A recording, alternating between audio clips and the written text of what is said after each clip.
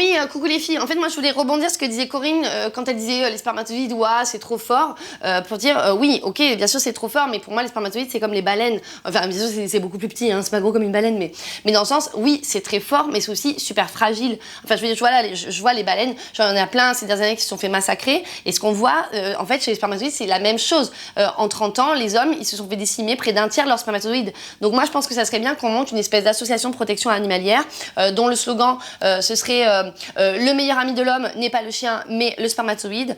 Et après, je me suis dit non, en fait, il faut pas, je pense, exclure trop l'image du chien, parce qu'au contraire, ça peut être hyper pédagogique pour que l'homme comprenne bien qu'est-ce qu'il doit faire pour s'occuper de ses spermatozoïdes. Il faut qu'il fasse exactement comme avec son chien, c'est-à-dire bien les nourrir. Alors bien sûr, il va pas mettre des croquettes dans son caleçon, mais genre il va bien penser le zinc, la vitamine B9 et tout.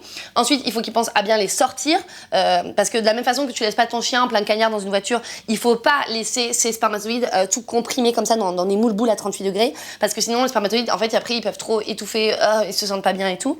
Et il faut ensuite bien les élever, parce que tout le monde dit ouais c'est tel mec tel chien, mais spermatozoïdes c'est pareil. Moi je vois, dire les mecs qui fument vachement de tabac, leurs spermatozoïdes, qu'est-ce qu'ils font? Bah ensuite une fois qu'ils sont dans les trompes, hop d'un coup ils se garent en warning pour aller s'acheter des clopes et ils vont jamais jusqu'à l'ovule. Ou les mecs qui boivent de l'alcool, après c'est pareil, ils ont des spermatozoïdes qui font plein de zigzags tout bourrés, ils vont jamais jusqu'à l'ovule. Donc en fait pour faire des enfants, faut pas juste penser à bien dresser son zizi, faut aussi bien dresser ses spermatozoïdes.